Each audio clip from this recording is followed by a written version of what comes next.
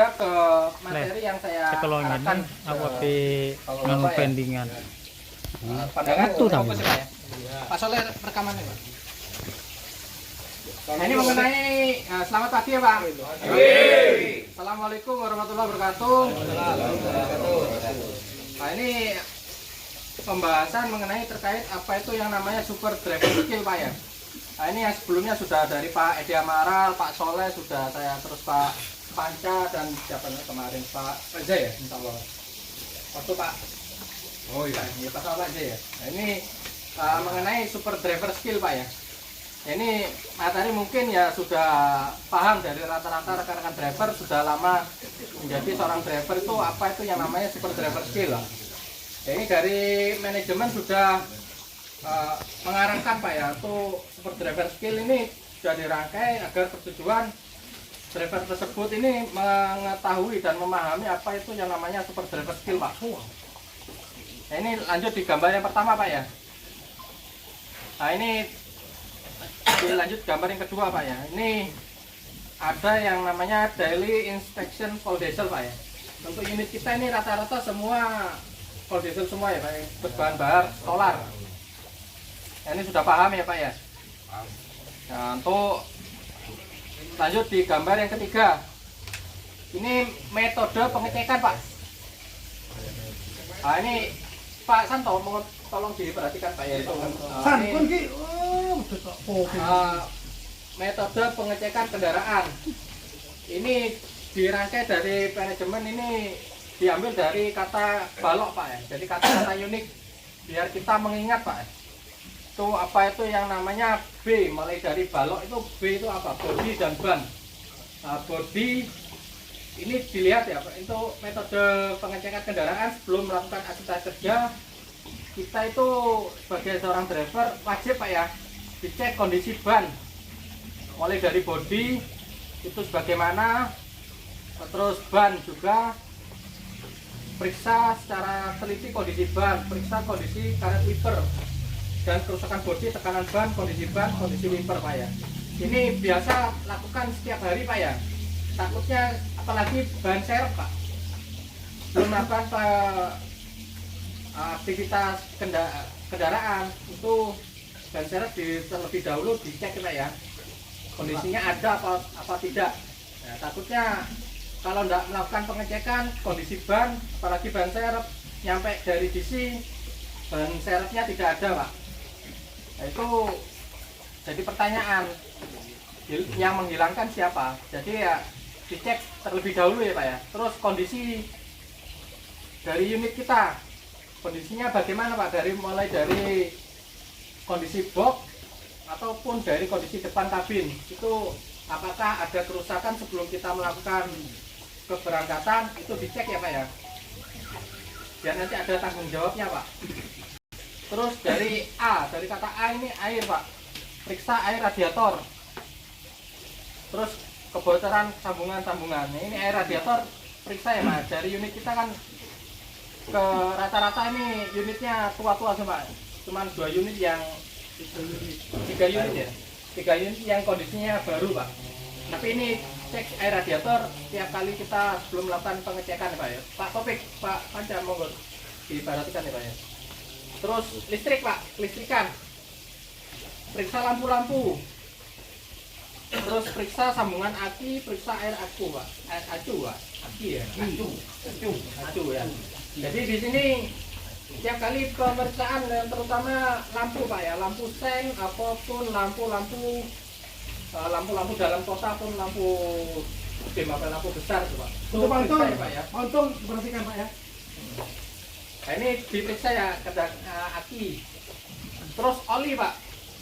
Oli ini setiap harinya diperiksa Pak atau mungkin ada rembesan Pak di bawah mesin, atau mungkin ada rembesan. Bila mana ada rembesan berarti ada pengurangan di dalam volume olinya Pak ya. Terus untuk oli itu berapa kilometer Pak untuk pengecekan oli Pak? 5.000 ya Pak ya. Jadi dipahami ya Pak. Kalau 5.000 itu penambahan. Kalau untuk ganti oli 10.000. Ya itu untuk ke semua driver ini harus dipahami juga ya Pak. Mungkin ada yang belum tahu Pak. Jadi untuk 5.000 itu penambahan dan 10.000 untuk penggantian oli Pak. Terus kelengkapan kertas. Nah ini sering terjadi Pak ya. Kelengkapan kertas terutama kita ini dari urutan Pak, urutan toko. Urutan toko yang ada di dashboard maupun dan apa itu faktur Pak. Faktur cocokkan ya Pak ya. Sama apa tidak? Dan yang kedua, cocokkan juga Pak di gembok. Gembok sama dashboard itu sama apa enggak? Ini kemarin kan masih banyak salah gembok Pak. Ketahuannya nyampe toko. Nah, sering ya Pak ya. Jadi biasakan pengecekan gembok dan faktur sesuai ya Pak ya.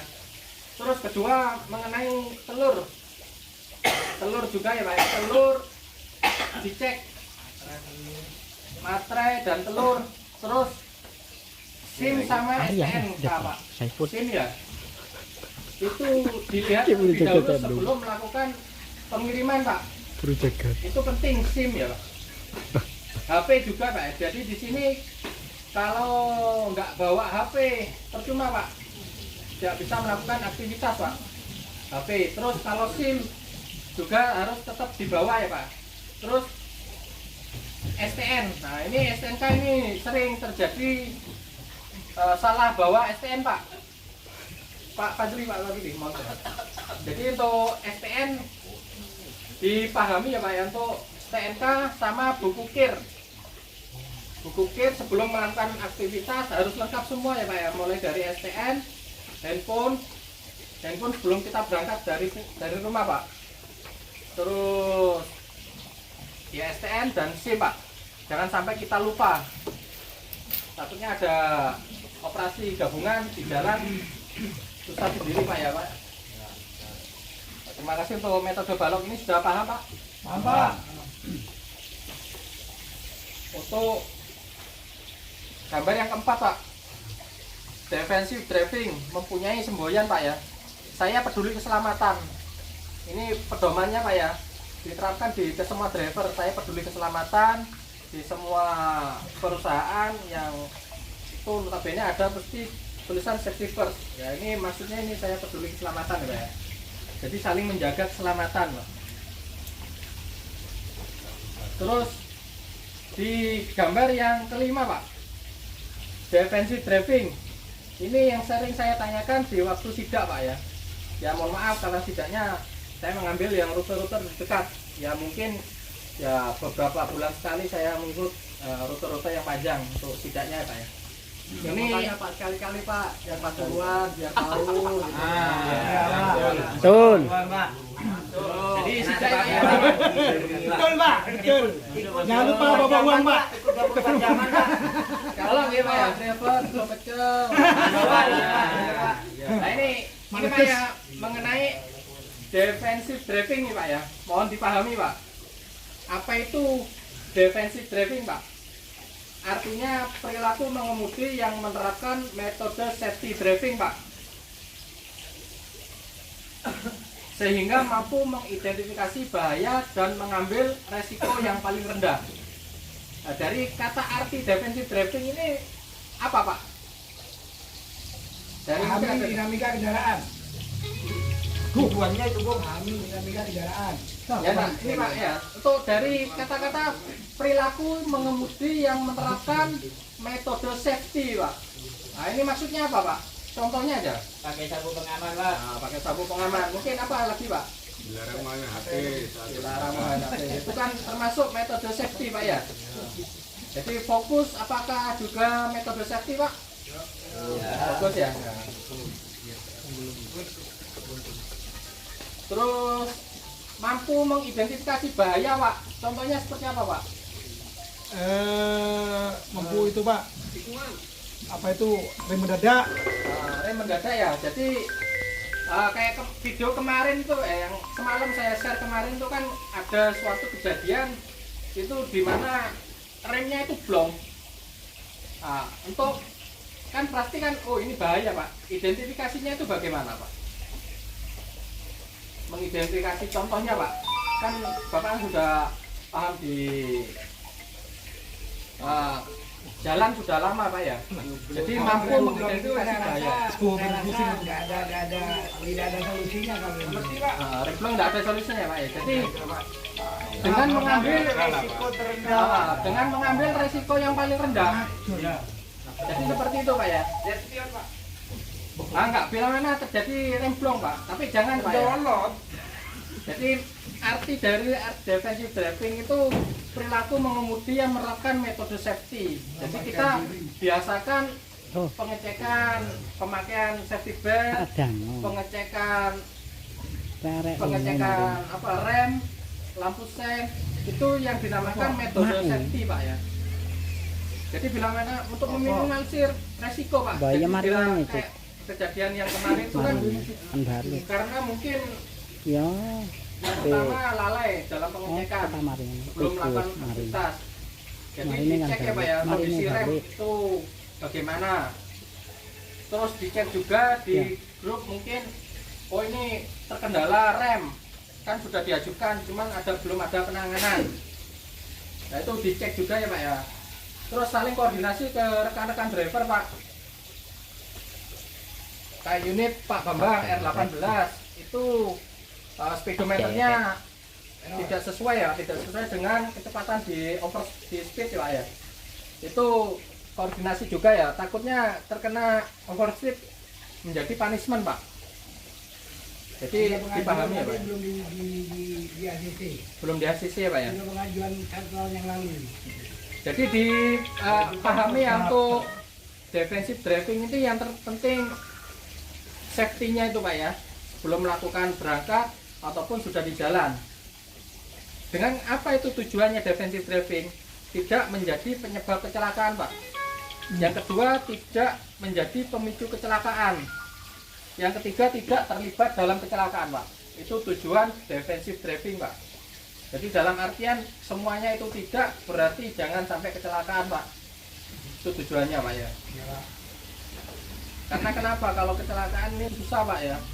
Dilihat dari kejadian yang sudah ada, yaitu menjadi susah Pak untuk ke driver-driver tersebut ya Pak ya. Ini yang lanjut ke gambar ke-6 Pak. Ini yang contoh potensi kecelakaan. Jadi ada tanjakan ataupun turunan. Dan ada ibu-ibu yang melakukan sen kanan, tiba-tiba beloknya ke kiri. Itu yang rawan Pak. Nah, ini yang sering ya Pak ya.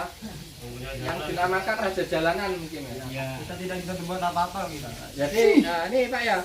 Terus ada yang persimpangan 3 Pak. Perlintasan 3 ini ada yang jalur utama, kita ada di jalur yang bukan utama. Jadi dahulukan jalur yang utama dulu Pak ya. Baru kita melakukan manuver Pak untuk melanjutkan perjalanan. Terus yang keempat ada gambar truk bermuatan lebih Pak ya. Overload. Ini. Dan yang ketiga, yang kelima ada gambar bapak-bapak yang dari belakang tiba-tiba menyalip unit kita. Ini yang namanya blind spot Pak ya. Nah, jadi yang gambar yang ketiga ini kan semuanya ini kan sering terjadi Pak ya. Cuman ada gambar yang kedua, keempat dan kelima ini dalam artian apa Pak? Kita harus yang dilakukan sebelum menghadapi situasi seperti ini Pak. Jaga jarak ya Pak ya. Jadi ini kemarin ada Pak, pernah kejadian di area Jawa Barat, itu tepatnya mungkin di Jakarta mungkin ya. Kemarin ada di grup itu ya, ibu-ibu sengnya ke kanan, tiba-tiba belok kiri. Tapi dari rekan driver itu dilakukan pemberitahuan ya, klakson Pak. Tapi ibu-ibu itu tidak terima, orang tersebut itu tidak terima sehingga terjadi gontok-gontokan Pak. Gontok-gontokan sama ibu-ibu. Iya, benar. Gontok-gontokannya itu dalam artian masih kemarin Pak, bulan kemarin Oktober itu motornya itu ditabrakkan Pak ke unit. Ya benar, kita enggak apa-apa, cuman kan kita kan tanggung jawab unit kita Pak. Jadi ada kerusakan, yang tanggung jawab ya drivernya Pak. Jadi kita boleh memberitahu klakson unit, klakson yang ada di depan, tapi jangan sampai terjadi bisa memicu emosi lah ya. Terus gini kaki terus senyum-senyum orang main habis terus Terus yang ada gambar muatan lebih, ini karena kita harus jaga jarak. Takutnya kenapa Pak? Ada muatannya jatuh. Nah, ada muatan jatuh seperti batu, kerikil itu kan kalau jatuh di kaca kan kita yang bertanggung jawab Pak ya. Beras Jadi lumayan, jaga Pak. jarak semua ya Pak ya. Cuma beras lumayan. Ini lanjut di gambar yang ketujuh Pak. 5 langkah defensive driving di jalan. Jadi pahami dinamika kendaraan, jaga jarak aman atau zona mengemudi, selalu awasi kondisi sekitar, waspadai blind spot dan hindari distraksi dan paham marka. Nah, ini yang namanya langkah defensive driving Pak. Nah, ini mengenai dari poin pertama, pahami dinamika kendaraan. Ini kan ada gambar Grand Max, Enter dan Tuso Pak. Yang dimaksud pahami dinamika kendaraan ini apa Pak? Mungkin yang belum saya kasih keterangan kemarin ada yang bisa jawab, yang sudah mungkin bisa diam aja Pak. Apa Pak? Itu Pak, ukuran kendaraan panjang dan lebar. Nah, ya, jadi kan tiap unit itu kan mulai dari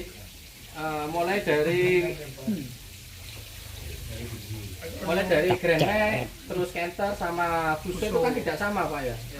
Panjang dan Jadi lebar. harus paham Pak. Yang namanya itu haluan Pak. Mulai dari panjang kendaraan, lebar kendaraan, tinggi kendaraan, ground clearance kendaraan, bobot max kendaraan, aerodinamis kendaraan, fungsi panel instrumen kendaraan, wheelbase dan jarak sumber udara. Ground clearance itu apa Pak? Ground clearance itu apa Pak? Ground clearance enggak tahu Pak. Yang namanya ini Pak ya. Ground clearance ini karena bahasa Inggris Pak ya. Nah, nanti bisa di-sharing ya. Bisa di-sharing ya Pak. Cuman yang ini dalam maksudnya ini haluan Pak ya. Apalagi tinggi kendaraan. Ini sering terjadi dan kemarin masih ada yang dari driver yang sebelumnya pernah terjadi karena enggak paham tinggi Pak. Itu sering kan kita nyalip atau mendahului sebelah kiri, tahu-tahunya nyangkut di pohon Pak. Di toko terutama Pak. Terutama di toko masih banyak yang dari ya ini berbicara dari kejadian yang sudah ada, mulai dari nyangkut di pohon, terus nyangkut di etalase toko sehingga mengakibatkan kerusakan, terus nyangkut yang kemarin masih hangat, ini masih baru beberapa hari Pak ya. Pak, masih baru beberapa hari ini yang sering yang panas kegiatan apa ya beritanya itu di KI Pak, itu hati-hati ya Pak ya. Stasiun Pak. Keramik. Itu kemarin masih di daerah Jawa Barat ataupun Jawa Tengah masih kemarin Pak. Itu karena tidak paham tinggi kendaraan sehingga nyangkut di neon box Pak. Tahu nggak neon box itu? Tahu Pak? Neon box itu harganya berapa Pak? 5 juta Pak. 5 juta untuk ukuran? Hah? Jemati. Itu kemarin nyangkut Pak ya, nyangkut di stasiun, satu stasiun Jawa Barat ataupun stasiun Jawa Tengah Pak. Jawa Timur juga. Nah, itu nyangkut apa ya Pak? Nyangkut di neon box-nya stasiun sehingga apa kerusakan Pak ya, patah karena terus roboh. Itu pihak stasiun ganti rugi 18 juta Pak. Istimewa ya Pak ya. Jadi apalagi kalau di Jember, Jember itu jadi jangan sampai kita ya yang terpenting jangan sampai kita mengakibatkan kerusakan di fasilitas umum Pak. Hindari ya Pak ya, jangan sampai seperti itu ya. Soalnya kalau kayak kemarin yang sering di Jember ini stasiun Jember Pak ya. Rawan itu memang Pak. rawan Rawan ya. Pak. Ada pembatasnya Granit itu. ya. Itu pohon dipahami ya Pak ya. Misalnya kita diam tapi teriak terus laporan ke SAT, ke customer. Jangan terlalu mepet. Jangan terlalu mepet. Jadi saling jaga ya Pak ya. Terus jangan menyepelekan Pak ya. ngomong tok mau. Jadi jangan menyepelekan Apa apa Bu itu Ayu? imbauan dari mungkin ada yang bantu parkir. Jadi harus paham ya Pak, mulai dari tinggi kendaraan dan panjang kendaraan. Jadi haluannya itu biar pas, biar tidak susah ke driver Pak ya. Harus paham. Terus dilanjut gambar yang ke-9 Pak. Ya Pak. Ini ada gambar Apa itu Pak? Di sini Pak. jaga jarak zona mengemudi Pak ya. Ini zona melihat, Pak ya Pak, mohon perhatikan Pak ya. Zona melihat, zona analisa, dan zona reaksi. Ini dari manajemen udah menyarankan unit yang ada di depan dan unit kita yang ada di belakang itu minimal 4 detik Pak ya, bukan jarak Pak ya. 4 detik kita melakukan zona reaksi, tapi dalam catatan kondisinya itu kita mengetahui unit kita itu baik Pak ya dari segi pengereman. Jadi harus kita pahami berapa sih 4 detik dalam kecepatan 60 km. Karena dalam kecepatan 60 meter itu perhitungannya, kalau melihat perhitungannya dalam 1 detik itu kita lengah 1 detik itu 11 meter Pak. Kalau kita jalan di 60 km per jam. Cuman kita ya harus memahami lah unit kita itu bagaimana kondisinya Pak. Jadi metode 4 detik itu terapkan pada kendaraan light truck dalam kondisi cerah siang hari dan kondisi malam hari. Jadi bila mana kondisi hujan ini ditambahkan 1 detik Pak. Tapi ya harus paham. Ini kan pasti banyak terjadi ya Pak ya. Nah ini dari driver-driver ini ketika disalip pasti ada yang panas ya Pak ya. Iya Pak. Darah muda Pak. Nah, itu hindari ya Pak ya. Jangan kalau disalip ataupun didahului dari unit kendaraan lain, mohon tahan egonya ya Pak ya. Nggak dengar Pak lagi. Nggak dengar itu Pak cerita sendiri itu Pak. Apalagi dengarkan Pak ya. Apalagi sekarang musim hujan, kadang rib itu tidak makan Pak. Oh iya itu. Ya penting ini Pak ya. Makan dulu. Pada makan kurang pakem. Jadi ini Pak ya. Yang dimaksud kita harus jaga jarak Pak ya, pengeran Pak. Pak biar cepat selesai ya Pak ya. Iya. Jadi mohon dengarkan Pak ya. Untuk jaga jarak unit ya Pak ya. Bila mana kita didahului, nah itu jangan dahulukan ego Pak, jangan emosi. Yang biasanya Pak. Nah itu ya, jadi apalagi yang sering saya lihat itu karena saya pernah ikut pengiriman, nah itu sampai jaraknya 1 meter Pak. Kale. Dikiting Pak. Kale Pak. Kale Pak. Mobilan Pak. Hindari emosi seperti itu Pak ya. Jaga jarak Kalau aman. kejadian yang susah dibalikkan lagi Pak, sampai nyebut-nyebut. Jadi kayak misal, ini jangan maksa kita nyalip. Kayak kemarin yang saya lihat di Jatiroto itu sampai maksa nyalip ternyata nyangkut. Nah, jadi hilangkan emosi atau gerusa-gerusu seperti itu Pak ya. Yang terpenting aman, kita selamat di jalan, pulang pun selamat sampai rumah Pak ya. Kita beret nih. Kita Ini beret. sudah paham ya Pak ya. Terus digambar yang ke-10 Pak. Belum Pak, ini masih banyak Pak ya. Gambar ke-10 Pak ya. Awasi kondisi sekitar Pak. Pengguna kendaraan harus mengarahkan pandangan jauh ke depan supaya bisa mengkalkulasikan kecepatan dan jarak aman. Pandangan jauh pun bisa membuat kita memetakan kondisi jalan yang dihadapi Pak. Sehingga kita menjadi lebih antisipatif. Nah, ini awasi kondisi sekitar. Jadi tetap berarti dalam artian tetap fokus sih Pak ya. Kayak kemarin masih ada yang di Jatiroto Tanggul. Maron Pak. Tanggul. Maron. Mungkin ada satu arah, kita salah arah. Pak Santo mau diperhatikan Pak ya. Jadi pahami ya Pak kondisi sekitar. Apa itu jalannya satu arah ataupun 2 arah? Iya Pak, kayak tadi ada apa ujian tulis itu 1 arah. Itu harus dipahami Pak ya. Ya ini aktivitas kita setiap hari Pak ya. Pahami kondisi sekitar. Kita lupa arahnya kemana. Nantinya kalau kita lupa arahnya kemana, kayak kemarin Pak Pak Ridwan ya, itu salah jalur Pak. Kiriman Pasuruan arahnya Python. Python Pak. Bagus. Sip. Ini Pak. Oh, udah ada. Harus paham ya Pak ya, harus paham. Iku terlena iku.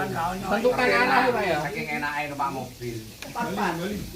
Jadi harus paham Pak jalurnya Pak ya.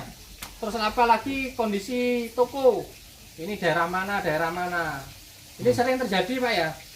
Ya kita dulu pernah bawa unit, ternyata unit kosong dibawa untuk pengiriman. Apa itu Pak? Sejarah itu Pak. Yang mana yang tahu, Pak? Bakan le. Kacau. Nah, jadi harus paham ya Pak ya. Makanya itu yang Harus nyaman dus bulu dus. diarahkan dari manajemen harus paham metode pengecekan Pak ya, dicek juga. Terus marahin Pak UJP carry Pak. Nah, tuh. Oh, nih Pak Jarwo cepet wis. Susu ngono lho le. Ya UJP kayak tidak apa-apa.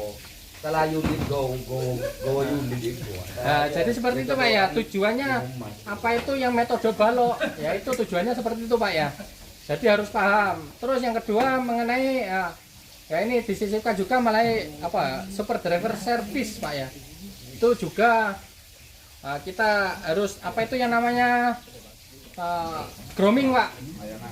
Grooming itu apa Pak? Grooming. Pak. Grooming di kerapian. Kerapian Pak. Kita memakai Si cerdas lah Didi. Gi rapi, tonto gitu. Oh, cap ceret. Cap ceret. ya Pak ya. Kita harus grooming Pak ya. Nah, kayak soler Pak. Jadi kalau sudah kita melakukan retase ke satu, terus masih ada waktu jeda menunggu loadingan masih lama, diperbolehkan mandi Pak ya, di belakang nggak apa-apa bawa Oh, iya. sabun Pak ya, Siap. dan bawa parfum. Ini jadi bola Pak soler Pak.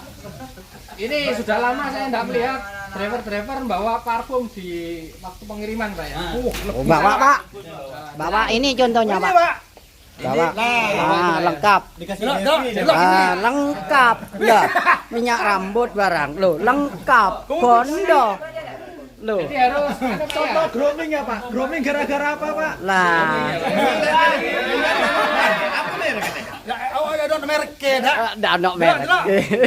Ada merek lah bumi. Delok. Jadi harus grooming ya Pak ya, dibawa parfum, ataupun bawa sabun. Kalau nyampe di sini ataupun nyampe di toko kondisinya lesu, bisa izin mandi Pak. Iya Pak. Ya biar untuk apa ya, untuk kesehatan, untuk kebugaran Pak waktu di jalan, biar tidak ngantuk, untuk menghindari yang namanya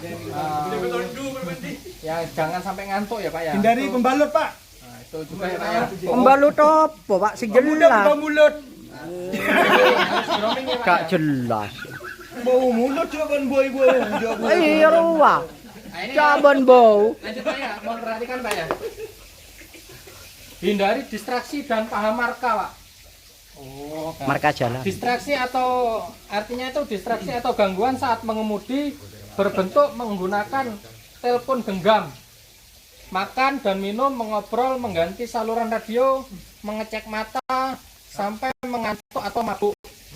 Bukan demi keamanan, teknik ini juga bakal meningkatkan efisiensi konsumsi bahan bakar kendaraan sehingga 3% Pak ya. Jadi ini ada juga gambar marka Pak ya. Garis putus-putus itu kita bisa diperbolehkan bermanuver belok kiri ataupun belok kanan, melebihi garis nih Pak ya. Terus garis putus yang sebelah kanan, yang lurus, yang tidak putus sebelah kiri. Kita boleh berpindah ke kiri tapi tidak boleh ke kanan. Terus ada garis lurus tanpa putus satu, itu berarti kita tidak boleh bermanuver kanan maupun ke kiri Pak. Nah, kalau tidak paham marka seperti ini, nah, kena tilang kayak kemarin Pak Andre Dwi Sutyo, Andre Dwi Pamungkas Pak ya, itu di Banyuwangi kena tilang sama Mas, Pak Fariski Mas. Oh Pak Fariski ya. Ada mana supir tak tahu marka. Jadi harus paham ya Pak ya, marka ya Pak ya. Apalagi marka ini, ya marka ini penting juga Pak ya, karena sekarang ini diterapkan e-tilang Pak ya. Pak e-tilang juga itu juga jadi bahan penilangan Pak ya. Jadi harus paham marka Pak ya. Apalagi kayak di daerah kota besar seperti Surabaya, Betul. itu nginjak unit kita nginjak marka itu Ditilang. kena tilang Pak ya. Bukan lagi poleman, Setoran. setoran Pak. Jadi harus paham marka ya, bener-bener fokus kita di jalan Pak. Karena biar tujuannya apa ya, demi keselamatan. Yang kedua ya menghindari denda dari kepolisian Pak ya. Soalnya apa Pak? Jalan ngentengin ya Pak. Contoh kayak di Banyuwangi, jalannya anggapannya kayak jalan pedesaan, taman ngentengin, ngeblong, ada polisi ganggu singitan. Rawan Betul. Ini yang sering Pak 17. Soalnya Pak Rizky kasusnya gitu Pak. Padahal jalannya jalan pedesaan Pak. Stop ya. Tapi ada marka.